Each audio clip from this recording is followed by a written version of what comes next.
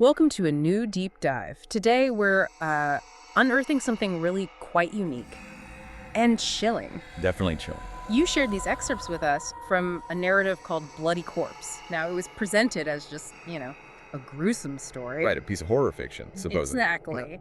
But our mission today is to really unpack this account, not just as a story, but to pull out the specific details, the insights it gives us about, well, this escalating horror. And how fear can just grip a whole community. Yeah, and the really specific, kind of bizarre things that make this particular story so unsettling. So let's get into it. Yeah, let's do that. What's really interesting here, I think, is how the narrative builds this sense of dread. It does it so meticulously through these very specific, disturbing discoveries. Okay. So we'll be looking at the facts as they're laid out in the story, connecting the dots, how things unfold, and exploring these really unique elements. Right. And it brings up a really important question, I think. What can we actually learn? What insights pop up when we decide to treat a horror story like this as if it were a detailed report of facts, not just fiction? And what a report it turns out to be. It immediately makes you question, well, what's even possible? The story starts in Ellersville, sleepy little Pennsylvania town, apparently. The kind of place, like the narrative says, where nothing horrifying ever really should happen. The perfect setting for contrast. Totally. So March 3rd, this 82-year-old retired butcher, Harold Finch, he dies, seems peaceful, gets buried. All sounds pretty unremarkable, doesn't it? Completely ordinary. Yeah. Which, makes what happens next so jarring. Okay, so what happens? Well, the very next day after the funeral, the groundskeeper at Briar Hollow Cemetery, Calvin Tate, he finds something really unsettling. Which is? Harold's casket. It's empty. Empty. And the ground above it, the soil. It wasn't just dug up. The description is it was disturbed as if something had clawed its way out from underneath. Clawed its way out. Yeah. And there were streaks of fresh blood around it. Right. Fresh. Okay, that's, wow. And here's the kicker. No tool marks anywhere. None. Just broken wood, splintered wood from the inside of the coffin. From the inside? Inside, like whatever was in there broke its way out. And there was this trail of blood leading off into the woods nearby. Okay, hold on. Broken from the inside. That changes everything, doesn't it? It's not grave robbing. Exactly. It's not external. It suggests something came out, something active. It's like a fundamental violation of everything. Yeah, of the natural order. So Calvin Tate, the groundskeeper, he must have been freaked out. Understandably. He apparently went straight to the sheriff, insisted this was impossible, without tools. Something was seriously wrong. What did the sheriff do? Well, before anything could really happen, Calvin vanished. 3 days later, just gone. Vanished? Oh, no. And then they found him. It was horrific. Half buried behind the maintenance shed at the cemetery. Oh. His face was, frozen in terror. And his fingernails torn off. But the really chilling part, the detail that sends shivers down your spine, was the message carved into his chest. What did it say? Meat is never dead. Meat is never dead. What does that even mean? It's not just a threat, right? It feels like a statement of principle, a horrifying philosophy. It suggests, continuation, purpose beyond death. A grotesque mantra. Okay, Yeah. so no wonder panic started spreading through Ellersville after that. Like wildfire. You can imagine. People started reporting things, really terrifying things. Like what? Tall, heavy shadows seen outside windows, dragging limbs was the phrase used. Yeah. Super unsettling. Dragging limbs. And then pets and other animals started disappearing. More and more of them. It suggests something growing, something feeding maybe. It felt methodical. This is escalating fast. Did anyone, actually see anything clearly? Well, there's one really specific account. Marla Trigg, she ran the local diner. She swore she saw Harold Finch himself. Harold. But he was dead. Well, half decomposed was her description. She saw him at 2.1 torn in the morning behind her diner. Half decomposed Harold. What did he look like? I mean, besides that.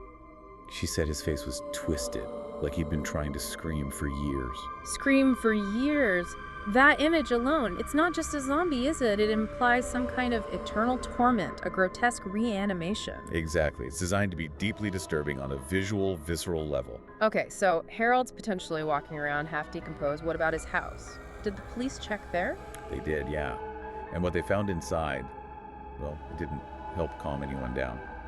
Let me guess. More blood. Oh, yeah.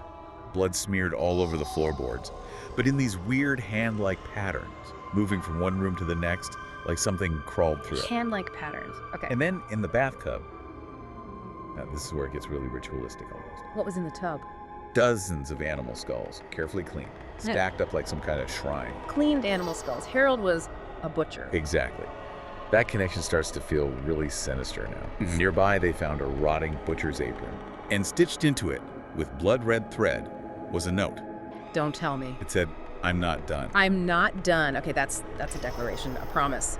The skulls, the apron, the note, it feels calculated, like a purposeful, ongoing task. Calculated malevolence. That's a good way to put it.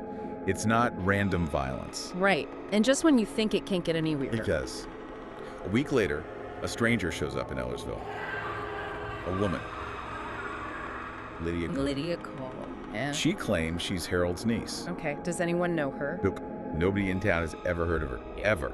So, red flag number 1. Big time. And her reason for being there, super strange. She insists she has to finish what he started. Finish what Harold started. What does she mean? She said the body came back because the ritual was incomplete. The ritual. There's that word again. What ritual? We don't know exactly, but the contents of her motel room when the police eventually searched it are, well, revealing. What did they find? Let me brace myself. Okay, they found a photograph.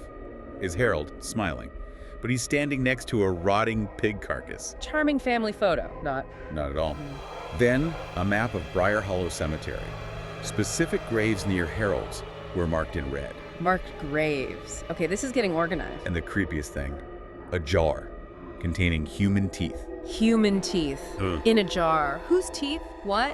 Why? We don't know, but the map, the teeth, the photo, Yeah. it all points to something way bigger, right? Some kind of ongoing, maybe generational ritualistic practice connected to Harold. Definitely. So what happened to Lydia? Did they arrest her?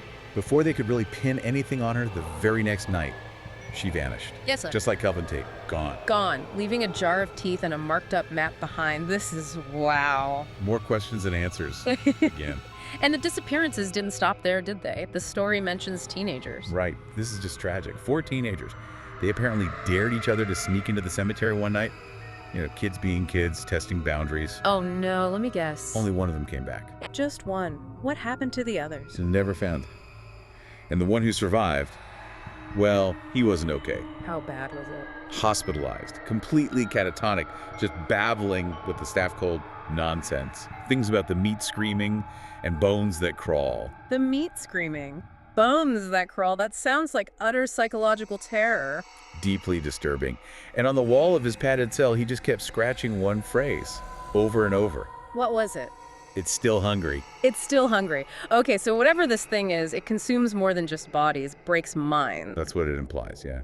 An insatiable force. So the sheriff must have been desperate at this point. What did he do? He took a pretty drastic step. Decided to exhume 5 other graves. The ones near Harold's plot, maybe the ones marked on Lydia's map. What did they find in those graves? Please don't say they were all empty. Well, 3 of them were empty. 3 more empty graves. Okay, what about the other 2? This might be even worse. The bodies were still there, but they'd been rearranged. Well, horrifically. Rearranged. Yeah. Arms twisted completely backwards, eyes removed. And in one coffin, they found a second human spine that had been stuffed inside the original body's ribcage. A second spine.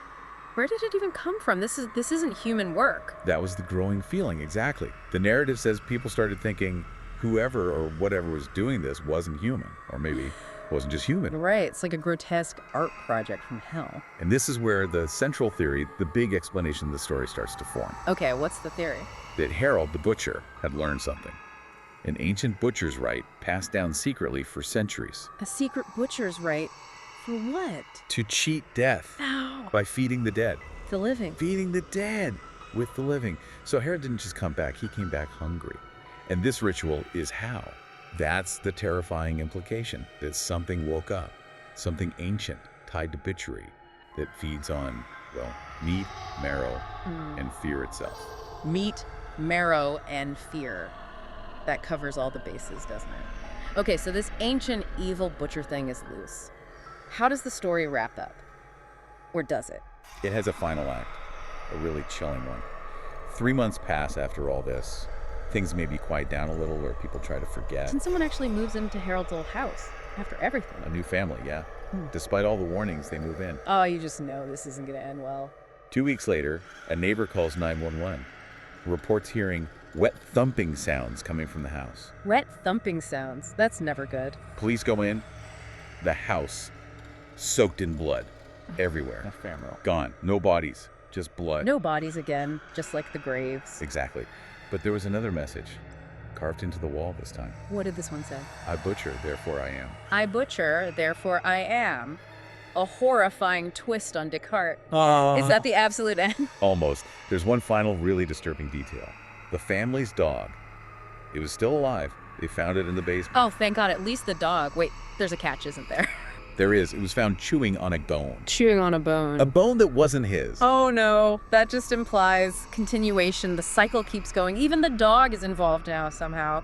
Masterfully creepy ending. It really leaves you with that feeling of ongoing horror, doesn't it? That the ritual, the hunger, it just persists. What a ride. I mean, this narrative, it's just packed with these incredibly specific, unnerving details. You go from an empty grave, which is weird enough, Right. to that message on Calvin's chest, the animal skulls, the human teeth, and then ending with a house just drenched in blood, no bodies, and that final image of the dog.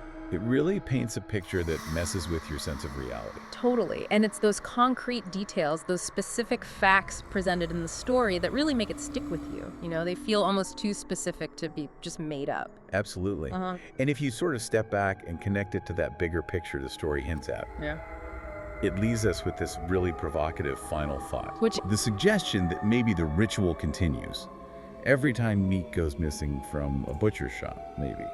Or every time a grave is found disturbed somewhere. Or every time a shadow moves when it shouldn't. Exactly. It really makes you, the listener, think. What kinds of unsettling truths, or maybe just unsettling ideas, might be hiding just beneath the surface of stories we usually just brush off as fiction? And what does it truly mean for something to be not done? A question to definitely chew on. Maybe not literally in this case. Yeah, definitely not literally. Wow.